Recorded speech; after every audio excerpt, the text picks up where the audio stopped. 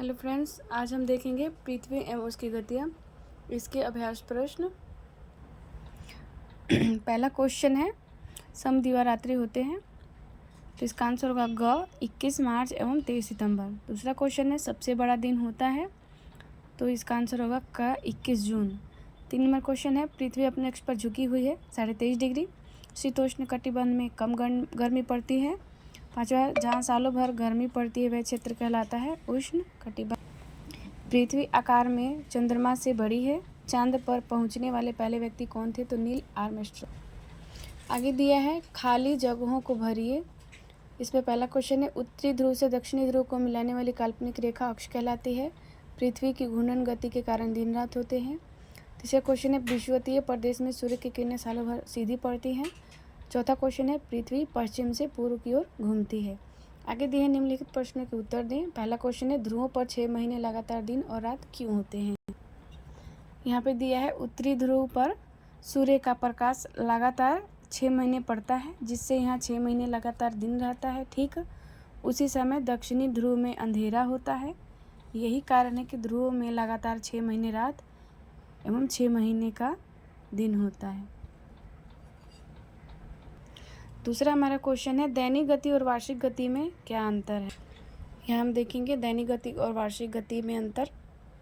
दैनिक गति देखेंगे, घूर्णन को दैनिक गति कहते हैं, जबकि परिक्रमण को वार्षिक गति कहते हैं। दूसरा पॉइंट इसमें, पृथ्वी अपने अक्ष पर पश्चिम से पूर्व की ओर घूमती रहती है, जिसे पृथ्वी का दैनिक गति कहते हैं। दूसरा वार्षिक गति में है कि पृथ्वी अपने अक्ष पर घूमने के साथ साथ सूर्य के चारों ओर परिक्रमा करती है, जिसे वार्षिक गति कहते हैं। तीसरा पॉइंट लिखा हमने कि दैनिक गति 24 घंटे की होती है और वार्षिक गति 365 दिन की होती है। आगे क्वेश्चन 3 नंबर दिया है, अक्ष किसे कहते हैं? यहाँ पे हम देख सकते हैं, उत्तरी ध्रुव को दक्षिणी ध्रुव से मिलाने वाली काल्पनिक रेखा अक्ष है।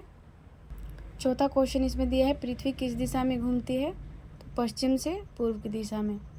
5 नंबर क्वेश्चन है, पृथ्वी के किस भाग में सबसे कम गर्मी पड़ती है? और यहाँ हम देखेंगे उत्तर या दक्षिण में बढ़ते हैं, यानी जैसे जैसे हम उत्तरी गोलार्ध या दक्षिणी गोलार्ध में ध्रुवों की ओर बढ़ते हैं, पृथ्वी की गोलाकार सतह के कारण सूर्य की किरणें तिरछी होती जाती है और बड़े हिस्से में फैल जाती है, जिसके कारण उष्ण कटिबंधीय क्षेत्र की अपेक्षा कम गर्मी मिलती है। पृथ्वी पर इस क्षेत्र को शीतोष्ण कटिबंध की पेटी कहा जाता है। आगे दिया है, ध्रुवों के निकट सूर्य की किरणें अत्यधिक तिरछी पड़ती है। यही कारण है कि 6 महीने का दिन होने के बावजूद ये किरणें वहाँ के धरातल एवं वातावरण को गर्म नहीं कर पाती, अतः वहाँ वर्ष भर बर्फ जमी रहती है। इस क्षेत्र को शीत कटिबंध की पेटी कहा जाता है।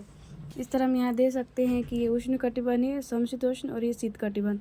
तो सबसे जो कम गर्मी है वो शीत कटिबंध में पड़ेगी। यहाँ पर दे सकते हैं, यहाँ पे सूर्य की किरणें उत्तरी ध्रुव और दक्षिणी ध्रुव पर सबसे ज़्यादा तिरछी जा रही हैं, जिससे उत्तरी ध्रुव और दक्षिणी ध्रुव यानी शीत कटिबंध में कम गर्मी पड़ेगी। 6 नंबर क्वेश्चन है, पृथ्वी पर कितने कटिबंध है? तो 3 कटिबंध है, उष्ण कटिबंध, शीतोष्ण कटिबंध और शीत कटिबंध। आगे दिया है, कटिबंधों में सूर्य के प्रकाश की क्या स्थिति होती है? तो कटिबंधों में सूर्य के प्रकाश की स्थिति बदलती रहती है। यहाँ हम चित्र के माध्यम से देख सकते हैं कि सूर्य की किरणें भूमध्य रेखा पर सीधी पड़ती हैं और ध्रुवों की ओर जाने पर कर्क रेखा और शीत कटिबंध में जाने पर सूर्य की किरणें और तिरछी होती जाती है। वैसे ही दक्षिणी गोलार्ध में मकर रेखा और दक्षिणी ध्रुव पर सूर्य की किरणें तिरछी होती जाती है। इसके चलते सूर्य के जो किरणें हैं उनकी स्थिति बदलती रहती है। आगे क्वेश्चन दिया, पता कीजिए विषुवत रेखा किन किन देशों से होकर गुजरती है? तो विषुवत रेखा 13 देशों से होकर गुजरती है। पहला है इक्वाडोर, दूसरा कोलंबिया, तीसरा है ब्राज़ील, चौथा है साओ टोम प्रिंसिपे, 5वां है गैबोन, 5वां है कांगो गणराज्य,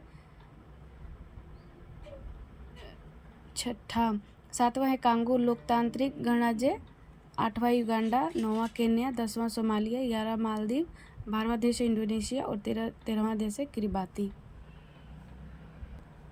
वीडियो अच्छा लगे तो लाइक करें, सब्सक्राइब करें, शेयर करें।